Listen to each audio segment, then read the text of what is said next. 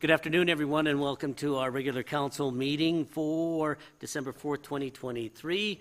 At this time, we'd like to acknowledge the traditional territories and the oral practices of the Blackfoot Nation, which include the Siksika, the Kainai, and the Piikani.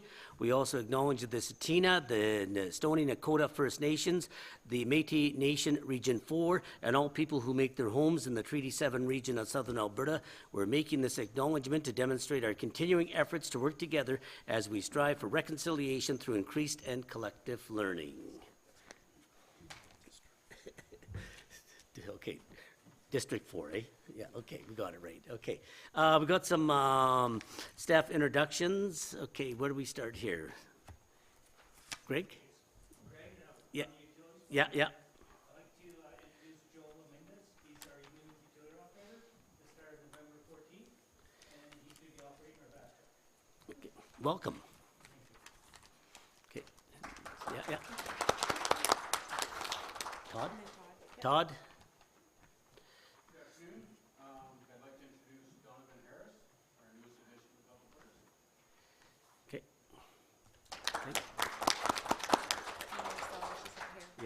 Okay, so that's it then. Okay, thanks for joining our team there. You can stick around for about 3 or 4 hours and watch us if you want. Okay, thanks, guys. Okay, moved by Councillor Prentice that the agenda be adopted. All those in favor? Carried. Moved by Councillor Wardrop that the minutes from the regular council meeting held November 20th, 2023 be approved. All those in favor? Carried. Moved by Councillor Goodenough that the following items of correspondence be received as information, updates on council conferences and workshops, councillor committee reports from Councillor Jessica, Councillor Nesbitt, Councillor Wardrop, the accounts payable listing, and the council committee notes from November 28th, 2023. We'll start off with, on this side over here, Councillor Wardrop. All right, thank you. So I'll start off with the Parks and Recreation Board. So I will speak to the recreation piece, and Councillor Nesbitt will go through the parks. From September, various groups have come forward with donation requests, and our board continues to grant most of these. They're always under $500, otherwise it comes to council, and they do contribute to the ongoing development of recreation in our community and the ongoing use of our facilities. So some examples from the last few months are one was a 3-on-3 basketball tournament for youths ages 14 to 18, which sent proceeds to a refugee camp in Ethiopia. This was a really small group of people, a great little startup. I wanted to highlight it because while they didn't raise a significant amount of money, this was a kind of a grassroots effort that came together, and it was just great to see other groups coming to the rec board and saying, hey, I've got this great idea, and our board is open and receptive, and this was a fantastic start. So I think they're going to try and do it again next year, and always encourage groups like that to come together and access the different boards and committees that we have in the city. Other examples are Christ the King asked for some family passes for their silent auction for their trick or trivia night. I guess that was October, I'm guessing. And then we had the National Day of the Child celebration. That was an example of where the rec board gifted the use of the field house so that they could run that event, and it was really great. And then Brooks Minor Hockey, I believe this request came to us somehow, and I'm sorry that I might want to somebody could jog my memory on it, but Brooks Minor Hockey requested pool passes, and I think that was over and above the right. So that's right. And so hopefully we get some data back on how well that was received, and I'll update you on that. And if there's another way that we could accommodate tournaments and groups coming in a different way that would encourage people to stay in Brooks and stay at our hotels and rent our ice, then I will pass that forward to council. Within the building, other programming is in full swing. Swimming lessons, skating, individual events like youth nights that have been happening have been successful. Examples, dodgeball. The Halloween Spooktacular event had, I think, over 200 kids at it, and that was really good. Anyway, those events continue to happen. The mezzanine programming that is put on by SPEC, where they're using the mezzanine area in the rec center, continues to steadily grow. So that's also really positive. That's an area where we wanted to see increased programming. So not just having a good place for kids to come, not just lingering around, and but actually having some programming for them to participate in. And so that's been really good. Hopefully we'll continue to see that grow throughout the year. And I think the last item for Parks and Rec will be our recreation user group grants is coming up. So the board fine-tuned the application process and the matrix again last year, this year. Last year we did a pretty big overhaul, particularly of the matrix, where we kind of used that to evaluate the different applicants, and that made everything a lot more efficient, a lot more equitable and inclusive. And so we even made further kind of adjustments this year, and I feel pretty strong about that. It's going to make the process even better. We had a really great turnout last year, and like lots of applicants, and so I think from that experience we'll also see another increase in applicants. So I'll update you again on what the outcomes of that turns out to be. I'm looking forward to it. Last year, yeah, like I said, it was fantastic. It was hard to make those choices, and that's what we like to see. So yeah, I encourage any user group to come forward, put forth an application.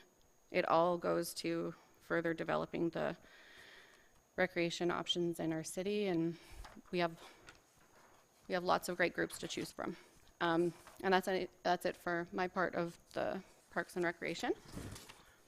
For Newell Housing, so we had our rural needs assessment brought back to the board. We reviewed it.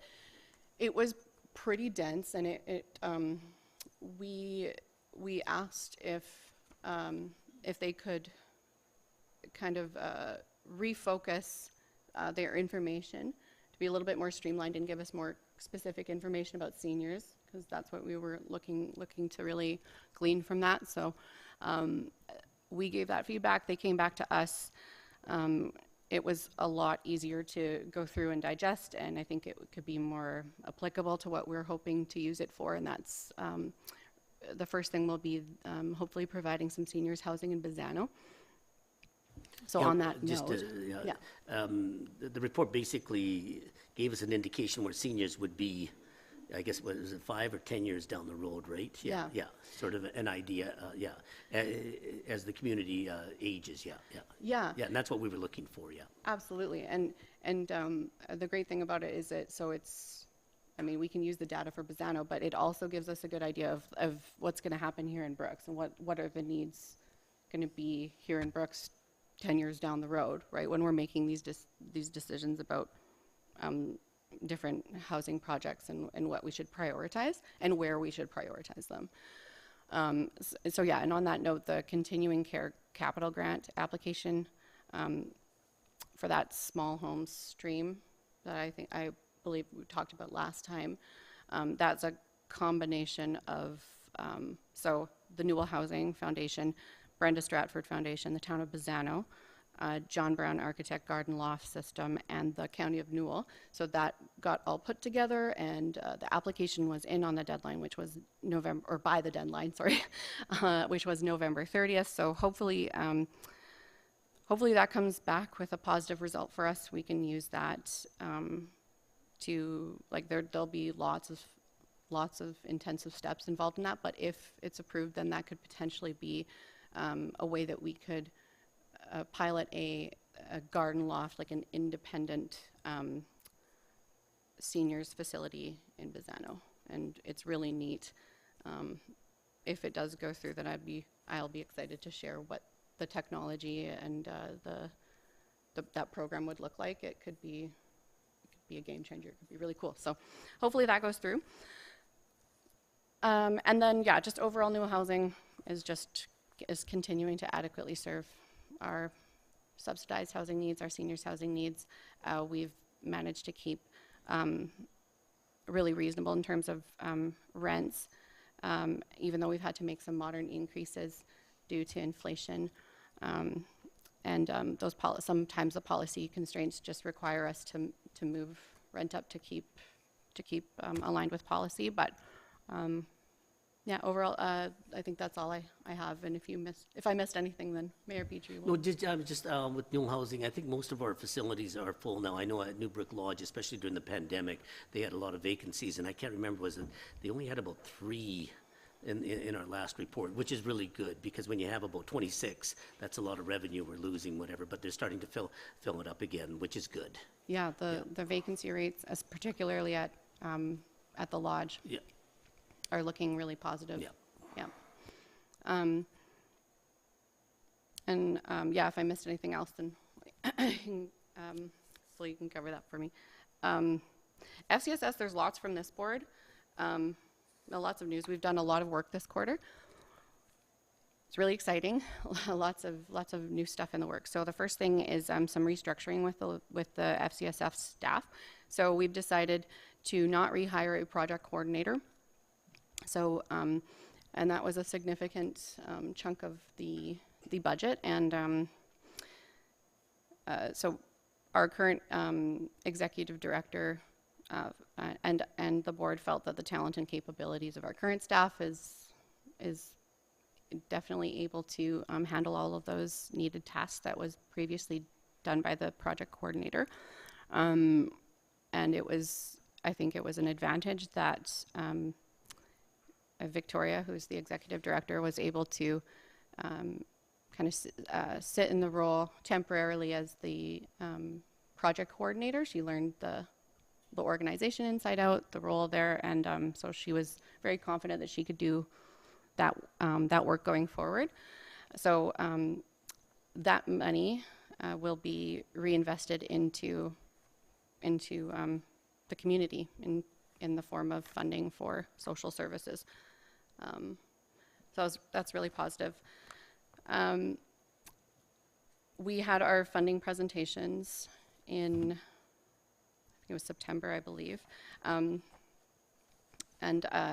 out of those presentations, just give you a really quick rundown there. So a total of $330,872 went to our funded partners. This is our conditional funding based on the applications and the presentations that we get. It was, I think I spoke to it a little bit before, but it was a really great day seeing everything that these different groups do, and being able to very gladly approve their funding requests. They do a lot for our community. So just a quick list of those organizations that got funding: Bizano FCSS, Big Brothers and Big Sisters, which is new to our community. This is an organization that actually, I believe they had come in before quite a time ago, and now there is a gap for them to fill here, and there's quite a demand. I'm really happy to see them come here. So we funded them conditionally to the end of the year, saw what they could do, and they've really shown that they have the zest. They're really excited, and they're working hard to put in place programming, and so we've funded them for the rest of this year. That's fantastic. See, that's like a new group. So the Champion Center, the Child Development Society, Duchess 50 Plus, Gem Home Support, Life Talk Counseling Services, Long Game Fitness, Newell Christian Community Chaplaincy Program, Rosemary New Horizons Program, Spec Association with Links, and Spec Association Makerspace. So that was, just over $330,000.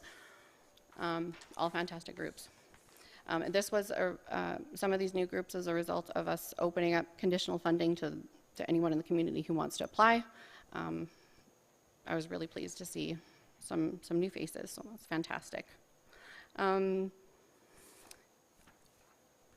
then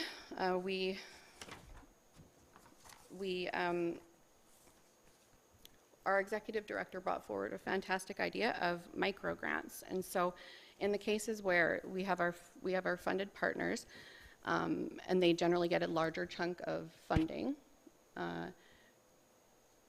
it's a one time a year and usually a larger chunk of funding. So now FCSS is offering micro grants. So anybody can apply as long as you meet the FCSS mandate. You can get up to $5,000 in funding, and those applications will come monthly to the board, and then hopefully funding is approved and you can go forward and provide an awesome service for the community. So I think that's a really fantastic way of moving our money around and making sure that it's accessible, and it just opens the doors for all kinds of opportunities out there. So it might take a while to get the ball rolling and get the word out that funding is available, but we have the funds right now, and I'm hoping to see lots of people come forward.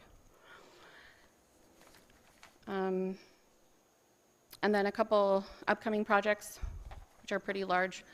First is strategic planning. So our strategic planning ended, like the plan ended in June 2023. So now we're in the process of, I guess, beginning that again. At our last board meeting, we have selected somebody to help us with the strategic planning. We had lots of great people to choose from, great portfolios.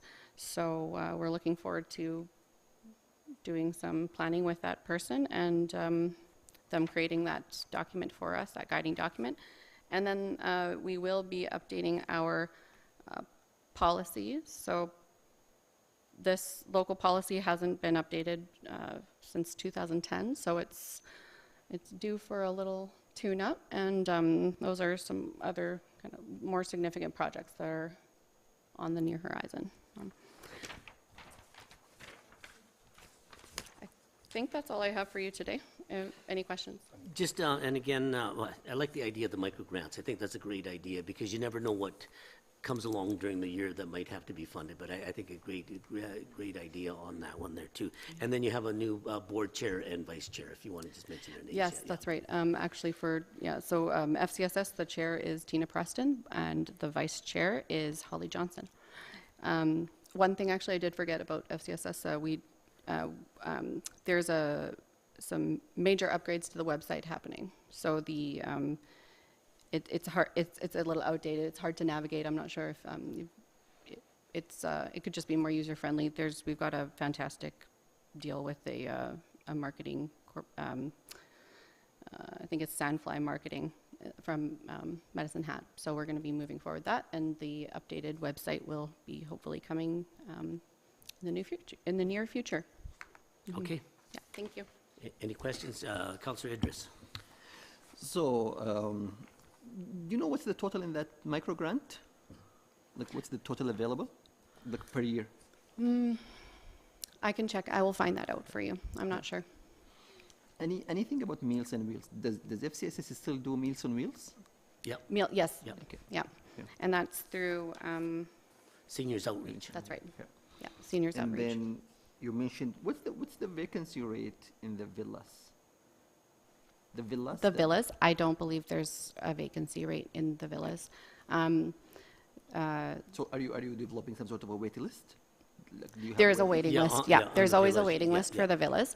There were some vacancies in the rural seniors, like the standalones, and I can find that information for you. But the villas they're always filled. There's a waiting list. What we've heard is generally, like the feedback that we get is that generally people want to stay there for as long as possible before they transition to something like Newbrook Lodge. And then we we tried to relieve some of the waiting list by encouraging tours and little stays, so people were invited to stay for a night or two at the lodge, and have family come and family can come try it out and stay. And I think that, that did have a positive effect. Yeah. And just kind of approaching people at the villas and kind of maybe alleviating some of those doubts, those holdouts, that they would otherwise move, and maybe somewhere like the lodge would be a more appropriate place for them. But yeah, there's never an empty spot at the villas. And I ask this question to correlate with the vacancy rate in general in the community. So we are experiencing, so from what you are saying, we are experiencing the same in the villas, in the, the lodge. So that adds to the vacancy rates Yeah. in the community. There's also always a waiting list for our subsidized housing. Yeah. So we always have space on where people can apply for rental, like just to help with their own rent, where they find their own rental. But in the actual homes that Newell Housing supervises, that one, they're always full as well. Okay, good, thank you. Okay, Councillor Juska. Thank you. So the Waste Energy Project, initial MOU discussions with HZI resumed after their lengthy summer break, but they've continued slow with ongoing requests for information coming from HZI. A November in-person planning session was cancelled pending more progress. CEWA was one of the discussion topics at a recent meeting, again with the Premier, but also at a November Alberta Care meeting with the Environment Minister. She was updated on project progress and expressed support for the project. The big hurdles are still this initial MOU and tipping fee estimate from HZI. Once we have that, we'll be starting on a detailed agreement, and then some of the challenges will be member and additional generator waste commitments, process and construction financing, and transportation options. But any of you that have get subscribed to the Herald, the Saturday Herald had one section entirely on waste energy, and it was very, very interesting. EcoBrooks, with its increased membership and experience, has been updating its multi-year work plan to continue the projects that have been successful and add to it. The 2 litter bins installed at the JBS Center property northwest and northeast corners have been well received and effective in reducing litter, and a recyclable container bin was just installed on the north side of the vent pad west of City Hall. So we've got something permanent there as well. So the environmental, we have another environmental art contest going this year as well, and submission deadline has just passed. And so a large number of artworks were received. There's some really talented youth in this community, and judging is underway and the public exhibitions are planned, so the public will be getting an opportunity to see some of the things that they've created. For Communities in Bloom, Brooks CIB was judged internationally this year and came in 3rd out of 3. Nonetheless, it was now regionalized, and the judges were impressed by sites from the region as well as Brooks, so they were taken to the Badlands and around some of the nicer places in the county. And we were awarded 5 blooms, our bronze category, for having a scoring over 84%. And one of the things they focused on was the wind sculptures that we have at the west entrance and at McDonald's, or at the corner by McDonald's. They were also impressed by recycling and composting programs, sustainability being one of the major judging criteria. And looking through the detailed report, it did not identify any one large deficiency in the community, but identified multiple opportunities for improvement, and some were the perennial things like weeds and litter, and the weeds especially in the commercial properties. So that's something to look for, work with in the coming year. But the report was shared with the Parks Department for their input and consideration as well. So the sale of the Legion building to Nico Sushi necessitated the removal of the 2 murals on its north side. So we've been looking at options for a relocation of those murals. And at this time, the most promising are to be installed around Veterans Park, which would be quite appropriate. Brooks and District Museum had a busy year with 8,800 visitors to date and 1,500 coming seeking tourist information. And the Kiwanis Campground vacancy has remained high. There's 18 tenants right now, so revenue for that is one of the things that keeps the museum viable. We're trying a pilot with an interactive kiosk which generates advertising revenue and promotes local tourism businesses. So right now it's set up at the museum, but with the museum essentially shutting down for the end of the season, it'll be moved over to the CRA. And so you go up to it and you can look up various categories, so accommodations, tourist sites, information, everything like that. So the first fall fair was held recently, and it was successful with 29 entries and approximately 300 visitors. And despite one very cold week, the Halloween events were also well attended, raising over $2,600 over 3 weeks. So that I wasn't sure how it would have turned out with that 1 week we had, but they did quite well and was well received again. And for those that are looking for something to do on a cool winter evening, this year's Christmas light and musical display is open for public drive-through as well, and that's by donation. And thanks to Torkson for donating a storage sea can to the museum. So that's being put to use. Old Man River Regional Service Commission. So at their fall meeting, there were 2 presentations, and one a little bit less relevant to ourselves. It was from South Grow Regional Economic Development, which membership includes most of the area southwest of Cypress and Newell counties, and its focus is mainly agribusiness. But ORRC provides municipal development and planning services. As you can see, we'll be interacting with them shortly, and software and programs. And they did a presentation on doing housing needs assessments. So this goes into community and measures need and provides direction and can be used to support government grant applications. And for example, they recently conducted an assessment of Dutchess, and it identified needs which are fairly standard: more affordable housing, more smaller units, more seniors housing, but surprisingly more Indigenous housing as well, because I believe the number was 10% of the population of Dutchess has Indigenous links. So, and these are the things you can take to government when you apply for grants and to support your applications. And finally, Alberta Municipal's Climate Leadership Council held a workshop last week. And there's 3 parts to this organization. There's membership, it's Playbook, which is an online guide for the most impactful actions that a community can enter into, and it's a planner. So Medicine Hat and Wetaskiwin were pilot communities for the planner, which includes historic environmental data for most of the communities in Alberta, including Brooks. It allows you to adjust the various factors and actions, such as introducing public transit and building energy efficiency, and these are 2 of the most impactful variables that a community can look at.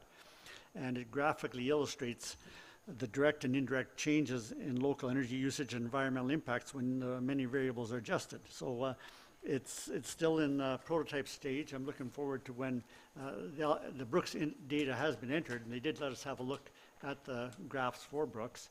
And there's one pretty big peak that nearest we can figure is related to GBS. So I do look forward to seeing how that works out, but it does look like a pretty powerful tool. So that's what I have to add. Okay, any questions? Okay, thank you, Councillor Jessica. Okay, I got 2 minutes here, Councillor Nesbitt here. I got 10 seconds. Mr. Mayor, fellow council, excited guests. Pick up. I'll start off with parks, and this has been ongoing for the past 2 months. Litter picking and emptying garbages has been ongoing constantly. If you see a full garbage can, it will be picked up and emptied right away. Turf irrigation blowouts were completed a month ago. They're still locating spots for Brooks Net. It's been ongoing, and as you see, there's been the odd one that's been clipped when people lose their other internet because someone's dug in the wrong spot. They open and then clean the Stafford Lake bathrooms. That's an ongoing thing, and I believe they're closed for the winter time. Are they not? The ones at, Lake Stafford. No, you know what, I think they stay open, Lake Stafford stays Okay. open. So Yeah. it's an ongoing thing. They're over there every week. All the cold storage sheds and organic stalls have been cleaned out. Mowing equipment's put away for the season. That's all been greased and made sure it's going to run for the next year. Tractors are ready for snow removal. They put the Mordex away and get plows and brooms ready. They changed out the brooms on one unit and serviced the other one. They started checking and fixing and replacing all the Christmas lights in the city and decorations at the park shop. I don't know if anybody's noticed them yet, but they are up there. Replaced the lids on the garbage cans as needed, which is a constant battle with the plastic being ripped off. I'm not sure if that's why when they dump it into the garbage truck, if that's when it's happening or not, or kids jumping on them. They finished repairs and all the rest of the decorations and put them up. They filled in the holes. Trip hazards are on a new sidewalk with soil at Rosalie, the ice rink. They'll seed that area in the spring. And they built a dirt ramp at the tractor gate at Rosalie Ice Park. And they brought the hockey nets in for repairs and netting replacement to get ready for whenever we have snow and ice. And that's parks. Arts and culture. The objectives of this board is to actually consult on all matters of policy affecting arts, culture, and heritage pertaining to the bylaw and provide advice to council on arts, cultural, and heritage items. And to make contact and create relationships with groups of special interest groups pertaining to arts, culture, and heritage. And also to be involved in all promotions, fundraising for specific events and projects that have to do with arts and culture and heritage is deemed appropriate by the council. And I'm going to mention that the Brooks Special Olympic Christmas Party will be held at our facility on December 15th from 2 to 10 p.m. Anticipated number of attendees is about 50 maximum, and there will also be about 10 staff and volunteers to attend this event. And of course, for Halloween, they did donate $500 for funds for Halloween and Christmas decorations. Now, one of the renters in the building is Sagebrush Arts, and Sagebrush had open project nights every 2 weeks, and now have 9 to 12 regular participants, and this has grown from 3 to 4 when it started. And they just had a big open house last weekend. I believe it was Friday and Saturday for people to go in and take a look at some of the great art that's been happening in there, and very inexpensive. They're starting their monthly work. Sagebrush Arts is also starting their monthly workshops. There are roughly 30 planned in a variety of disciplines: stained glass, sketching, graphic arts, photography. There'll be a small cost to attend these different seminars. Sagebrush has put a lot of work into the grounds over the past year: weed, lawn care, flower beds, etc. Decorations go outside for Halloween and come back in. And Christmas will also have Christmas art show and decorations on the building. They also do the spot cleaning regularly and check washing and the washrooms, and checking washing in the washrooms weekly.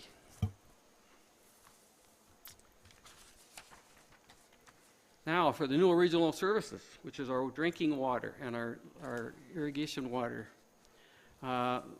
They recommended that they increase the water rates by 5 cents, which is very inexpensive. So it's now $1.15 per cubic meter for potable water. The strategy of 5 cents increases has served us well over the years, and they believe it will be continued for the foreseeable future to raise it up 5 cents a year. Now, I know this isn't really to do with Brooks, but because I'm on the board, it does encompass the whole area.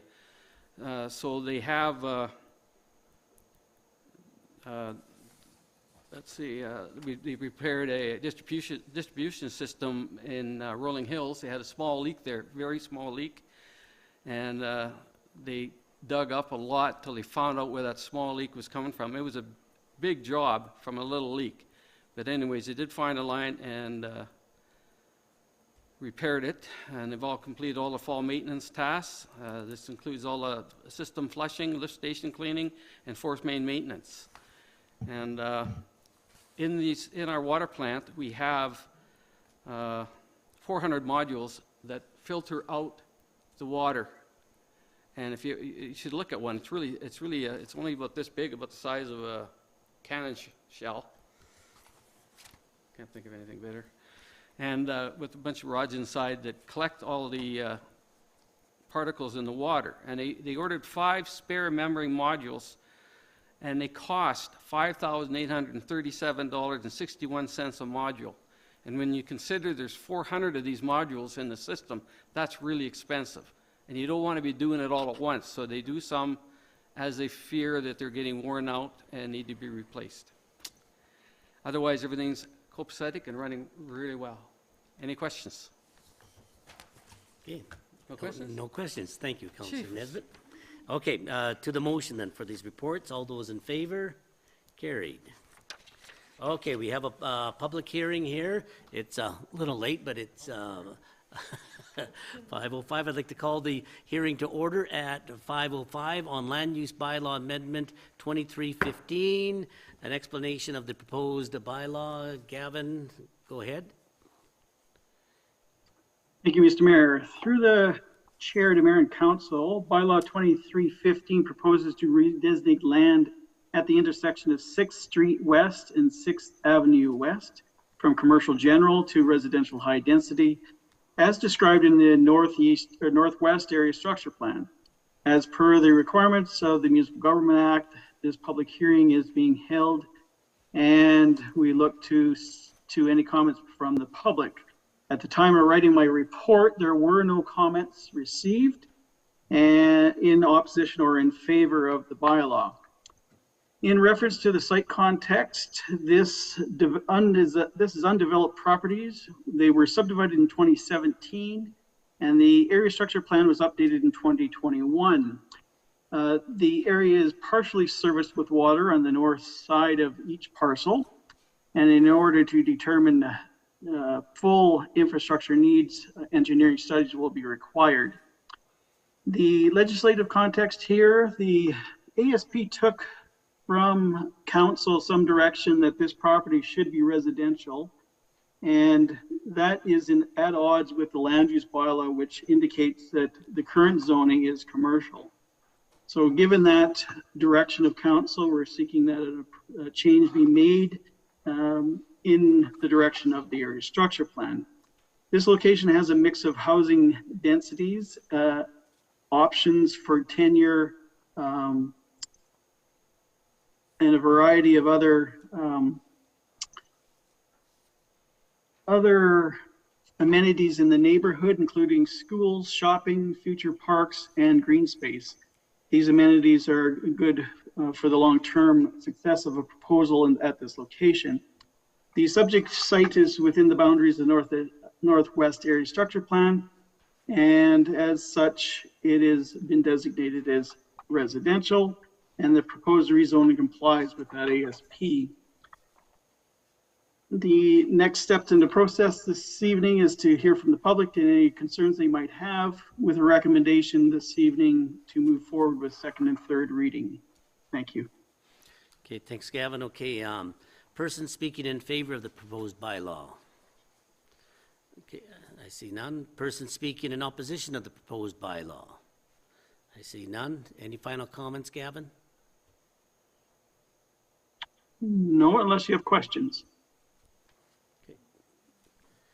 Councillor Woodruff? Thanks. So I do see a potential issue arising from the I guess the parcel 1711387, or they're both that one. The one on the slightly further north, the one closest to the school. So that there's a piece of that property that is currently used really regularly for parents of the school to park in and drop off their kids and pick up their kids. And while that isn't a direct concern, like it's not a direct responsibility of the city, I believe that it would cause an issue in terms of traffic. So there are appropriate venues to exit the area, but there isn't a replacement space for vehicles to stop and safely drop off their kids or safely pick them up. So if the area is further developed, which would be fantastic if it was, I think there'd be an issue there. And I'm not sure what you would propose as the potential solution, maybe. Yeah, and just looking at the aerial photograph, I see that a lot of that action is actually taking place in the street. I see no disturbance on this property that you're indicating itself. As these streets are not developed, there is some work to be done to define access in this vicinity for the street. And I think at that juncture, that's something that could be worked with the school to identify whether or not there's opportunities to address the issue you bring up. Sorry, you said could you repeat the first part of that? You said that it's more of the issue where the street is, or the street is being more utilized, or? Yeah, there's a right-of-way there. If you were to see an aerial, the right-of-way is where a lot of these drop-off movements seem to be happening, not on this parcel itself. So there's quite a bit of land out in front of this parcel that's in the street right-of-way. So you mean the very front of the school? Is that what you mean? No, that's the built street. There's an undeveloped street that is 6th Street West. Yeah. There's a large chunk of land at the very front of that property that seems to where this movement is taking place, where the pickup and drop off is happening. Yeah, yes, that's the area to which I was referring to. That's within the street, so that is a city issue, and it would have to be worked through with the city as how 6th Street connects to Uplands Boulevard. And so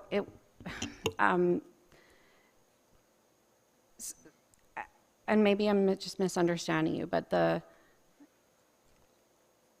I don't think it's not going, the issue will not be an appropriate venue for a vehicle to leave the area. It's more of an issue that, like, currently there's a place to stop your vehicle.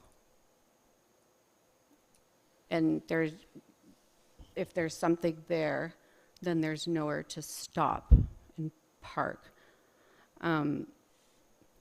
Does that make sense? Or am Yeah, I I just misunderstanding want this? to, because of this is the public hearing on the zoning on that, but I think what you have an issue. I think Alan or somebody maybe can talk about that later, because maybe once the development is in there, and then we'll know where the roads go, and that would maybe look after solving that problem then. Yeah, and that's fair. Yeah. Just to be noted, though, that it's not the issue with the road, because actually currently right now there's no problem with vehicles being able to exit, which means that 6th Street West, perfect. It'll be fine. It'll work out great. But the problem is the development of that area is going to take away a big park, like a parking spot, which is the only way that people can safely drop off and pick up their kids going from the school. Because the other side, there's a small loading zone in the very front, but there will be a big congestion of people stopping their vehicals where they shouldn't be. And maybe our guys on MPC can would that not be an MPC issue then? Like after a development permit comes in, and then that would be an MPC.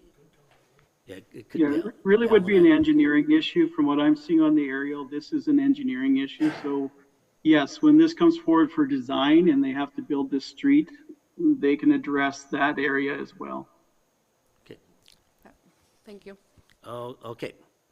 Okay, thanks, Gavin. Okay, I'll adjourn the hearing at 5:14. Thank you very much. Okay, moved by Councillor Idris that Council accept the 2024 Regional Fire Safety Simulator Trailer Update as information. Kevin. Thank you, Your Worship, to all Council.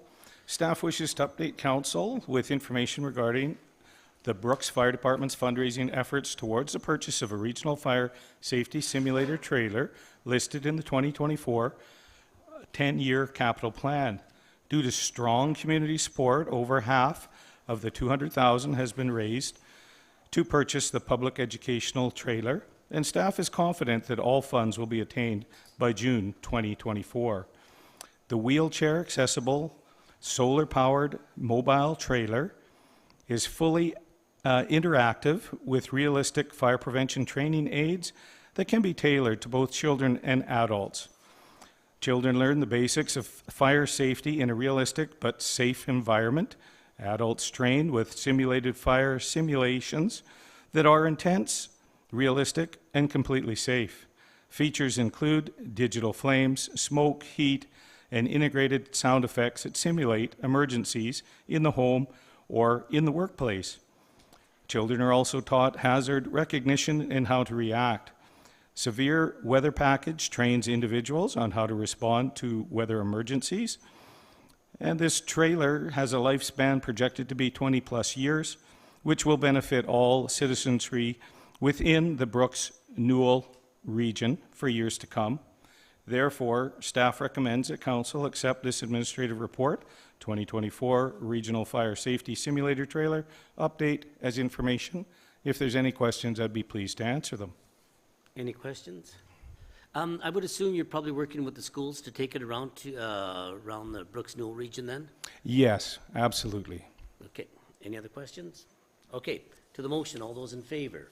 Carried. Okay, moved by Councilor Jessica that Council formally approve the donation of the decommissioned 1999 fire truck to the Brooks Rotary Club for the use in the Los Amigos project. Kevin. Thank you. Through your worship to all of Council, on November 22nd, 2023, staff was approached by the Brooks Rotary Club, who requested the city's consideration in donating the fire department's soon-to-be decommissioned 1999 GMC fire truck towards the Rotary's Los Amigos project. The Los Amigos project is a Rotary International service project organized by the Rotary Club of Lethbridge Sunrise and supported by the Rotary clubs from across southern Alberta, including the Brooks Club. Since 2011, Los Amigos has annually coordinated the donation of decommissioned Canadian vehicles to Mexican communities. These vehicles include ambulances, fire trucks, handy buses, and school buses. All vehicles go directly into regular service for medical emergencies, firefighting, and the transportation of students and disabled individuals within Mexico. In February 2024, the 1999 GMC fire truck will be removed from service upon delivery of a new replacement. The decommissioned fire truck will not or may not sell due to less demand for used older fire trucks. By donating this to the local Rotary Club Los Amigos project, the city benefits by knowing that the fire truck, albeit 25 years old, will continue to play a vital role in keeping Mexican communities safe. Therefore, staff recommends that Council formally approve the donation of the decommissioned 1999 fire truck to the Brooks Rotary Club for use in the Los Amigos project. If there's any questions, I'd be pleased to answer them. Any questions? Okay. And the Rotary Club was here about a month or 2 months ago, kind of explaining about their project, their interesting project there and worthwhile project there too. Okay, thanks, Kevin. Okay, to the motion, all those in favor? Carried.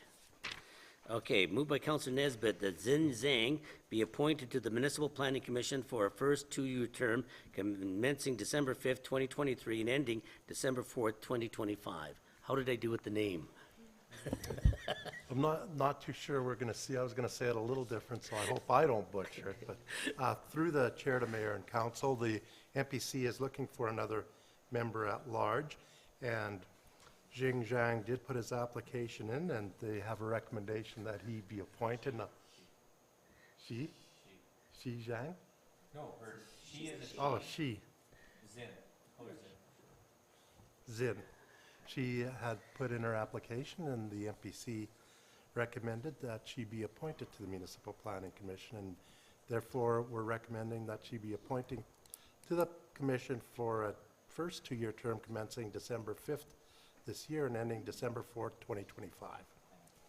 Okay, as I often mention, whatever, we appreciate all members that come forward to be on any of our boards here too. So, okay, to the motion, all those in favor? Carried. Okay, moved by Councilor Prentice that Council approve artwork proof A to be installed at the north, east, and west entrances for a total of $5,673 to be funded from the council projects reserve. Amy. Thank you. Through the chair to mayor and council. Council recently directed administration to have Home of the Brooks Bandit signs installed at all entrances within the city. Administration worked with the Bandits regarding the design and wording and presented two options at the last council committee meeting. And council committee recommended that artwork proof A be recommended to council for formal approval.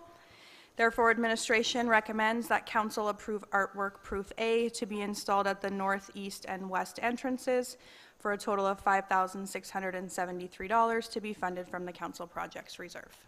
Okay, any questions? Councilor Goodenough. Sorry, just one question. When we do, I know this isn't a huge amount, but I'm just curious, does this go out to tender? Or how does the bidding process for these type of signs go? Sorry. Thank you. Through the chair to Councillor Goodenough, Alan or Shelley, please correct me if I'm wrong, because I might be. For an amount this small, it's not required to go out for tender. We did get a quote from a local supplier, so that's what we'll be going Okay, with. no, that's fine. Thank you. Okay, okay, any other questions? Okay, to the motion, all those in favor? Carried. Okay, moved by Councilor Wardrop that the attached reserve changes be made to align with policy F001-013C. Shelley. Thank you. Through the chair to mayor and council. So council recently updated and approved city's reserve policy. One of the purposes of this policy is to assign a source of funding and applicable uses or applications for the money held within the reserves. Attached are some proposed reserve changes transferring the balance of several reserve accounts to more established reserves, which are active and included in the reserve policy. The reserves that are being transferred were established in past years, many of them quite a few years ago, for a particular purpose, and either that purpose was fulfilled without all the funds being used, or the purpose is no longer applicable. All of these reserves do not have a source of funding, therefore the balances typically haven't changed from year to year. So administration would like to consolidate the reserves in the more common or well-used general reserves to align with policy F001013C. So the recommendation is the attached reserve changes be made to align with policy F001013C. Okay, any questions? Okay, no questions. Okay, to the motion, all those in favor? Carried. Moved by Councillor Nesbitt that bylaw 2315 be read second time. And Gavin, I think you're up again here. Am I right? Yep, go ahead, yep. Yes, bylaw 2315 is for the redesignation of property from commercial general to high-density multi-residential. We had the public hearing this evening, and having no comments, the recommendation is for approval of second reading. Okay, all those in favor? Carried. Okay, moved by Councillor Goodenough that bylaw number 2315 being a bylaw of the City of Brooks in the province of Alberta be to amend bylaw number 1412 being the land use bylaw be read a third time and adopted. Any questions? Okay, all those in favor? Carried. Moved by Councillor Idris that bylaw number 2317 being a bylaw of the City of Brooks in the province of Alberta to amend bylaw number 1412 being the land use bylaw be introduced and read a first time. All those in favor? Carried. Okay, moved by Councillor Jessica that public hearing be held on January 15, 2024 at 5 p.m. to gather public input regarding bylaw 2317. Does somebody speak on this one or no? Well, Gavin can introduce it, but it's first reading, so you don't have debate, but Right. Gavin may want to talk about it. Did you want to say something about that, Gavin? I'll just introduce the item as we traditionally do that. Bylaw 2317 proposes to redesignate land along Sutherland Drive East, north of Castle Drive East, from direct control to commercial general, as described in the Northeast Area Structure Plan. As per the requirements of the Municipal Government Act, public hearing must be held prior to council's decision. In this location, some previous planning had been done for a proposal for a dog park, but there is some land just north of an existing parcel that is eligible for commercial development. And within the area structure plan, it defines two uses that are acceptable under the highway special policy area. And these two uses are either to be commercial and residential. In this location within the block of this land, commercial is better suited to the designation rather than residential. And in your next steps, we would seek that this property get a public hearing on the matter. And as you have indicated, there is a date set for that. Thank you. Okay, to the motion, all those in favor? Carried. Okay, moved by Councillor Prentice that bylaw number 2318 being a bylaw of the City of Brooks in the province of Alberta, being a bylaw to amend bylaw number 2114 to establish off-site levies for land that is to be subdivided or developed within the City of Brooks be introduced and read first time. Do we have discussion now or after the second? We can have discussion. Oh, okay, Shelley, yeah. Through the chair to mayor and council. So the City of Brooks updated their offsite levy bylaw in 2021 using the Corvus offsite levy model. The calculated rates contained within bylaw 2124 were based on information as at December 31st, 2020. The same model has now been used to update the rates and base them on information as at December 31st, 2022. The information used in the model includes the city's recent actual expenditures, receipts, updated costs of future growth infrastructure, development forecasts, and all is aligned with within the city's 10-year capital plan and existing master plan. Schedule B of the bylaw has been replaced with an offsite levy update, which contains the information used in establishing updated transportation, water, sanitary sewer, and stormwater offsite levy rates for the city. The summary of offsite levy rates per hectare by area is located in a table on page 7 of the report. The offsite levy update was presented to council at a regular council meeting on October 16th, 2023. The presentation was advertised and the report was made available to the public for feedback and questions as required by the Municipal Government Act.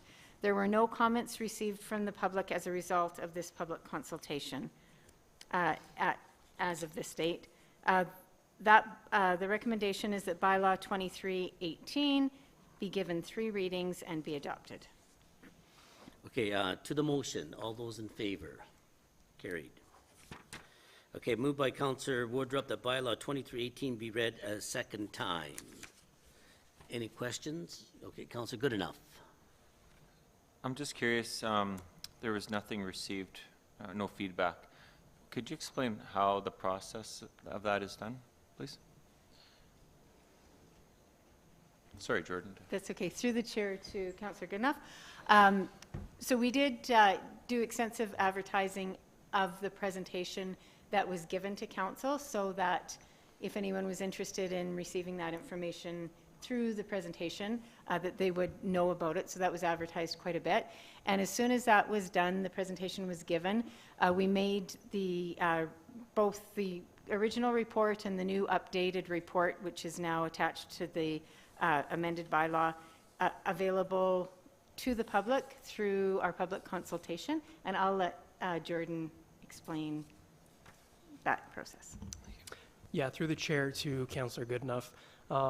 As Shelley alluded to, we, after the presentation was done, we put it on the public consultation website, engagebrooks.ca, and then we advertised it in the newspaper multiple weeks, on the website, and then through social media.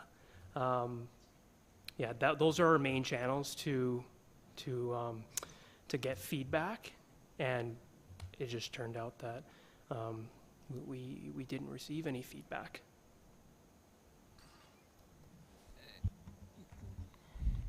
Is that a, I'll reserve my comment. Thank you. Okay. Any other questions? Councillor Woodruff? I guess just what would be, like, we asked our questions. I feel like we asked a lot of questions last time, but if you were, Shelley, to highlight maybe just, I guess, just the highlights of this policy update, maybe just for maybe our purposes, or just a refresher, but also that maybe more people are likely to get their information from this meeting today, and maybe this is if you could just highlight the few things from here, maybe we'll be interested in hearing this time. Not that. Sure.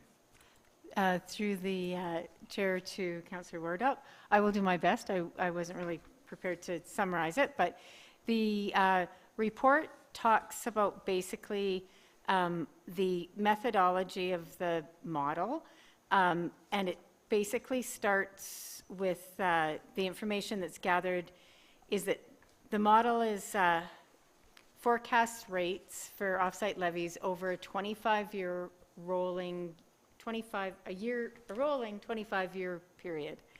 And with that, as the years go on, that information has to be updated. So the types of things that we updated in the model were the area that has been developed, the cost of the infrastructure projects that are in our capital plans and that we are forecasting will be done over the next 25 years and will benefit developers.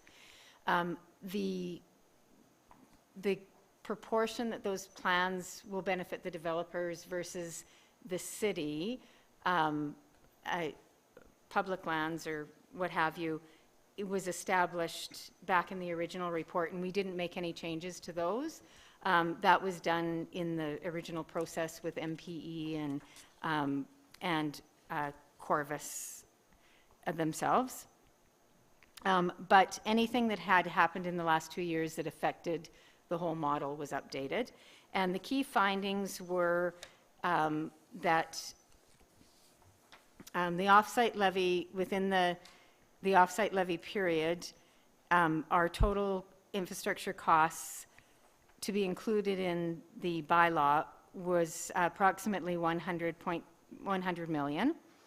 The special earmarked grants and contributions, which were deducted from those costs, determined the amount that would benefit developers, and that it totaled approximately 36.79 million. So with that, the rates were developed and they are listed on page 7. So that was done for each area, which is transportation, sanitary sewer, water, and storm. And each area is the original map where the areas were determined, the land that would be developed, what infrastructure is needed, and that determined the costs that gets associated with each area. The other things that we adjusted in the model were the infrastructure that we spent. So we did do some projects in the last 2 years, so we updated that, as well as we looked at the interest rates and financing assumptions. So the charging rates for offsite levies, the earning rates for offsite levies, and the construction price index to adjust the cost of infrastructure that we had established in the last one. So basically, although each area, their levies are different, overall, as a weighted increase, there was an increase of about 2% throughout all of the offsite levies from the last report to this update. I hope that answers. That's fantastic. Thank you, Shelley. Sorry for putting you on the spot there. So now, this type of information, with this, hopefully this would be appealing to potential developers. Like we've made this would be an improvement then in terms of the policy that we would have before. Does that increase any accessibility on their part, or the rates that like the 2%, is that pretty standard, what's going on across the province? Through the chair to Councillor Wardrop, in the original report, there is actually a comparison of municipalities, and it did show that, I believe with our newly established rates back then, before this slight increase, Brooks was, I think, about middle of the road, if I'm not mistaken. I don't have the original report in front of me, but there was a, and the original report was made available and will continue to be made available as well. But it shows where the city of Brooks is, and we're certainly not on the high end. I think our offsite levy rates are pretty comparable to other municipalities. Thank you. Well, hopefully some developers were watching this council meeting information. Thank you. Yeah, thank you, okay. Okay, to the motion then, all those in favor, carried. Okay, moved by Councillor Goodenough that bylaw number 2318 be given 3 readings at this meeting. It has to be carried unanimously. All those in favor, carried. Okay, moved by Councillor Jessica that bylaw number 2318 being a bylaw of the City of Brooks in the province of Alberta, being a bylaw to amend bylaw number 2114 to establish offsite levies for land that is to be subdivided or developed within the City of Brooks, be read a 3rd time and adopted. All those in favor? Carried. Okay, I don't know if the media's on, or... Did we pass that? Yeah, okay. Yeah, okay. Moved by Councillor Nesbitt that the meeting adjourn at 5:37 p.m. All those in favor? Carried.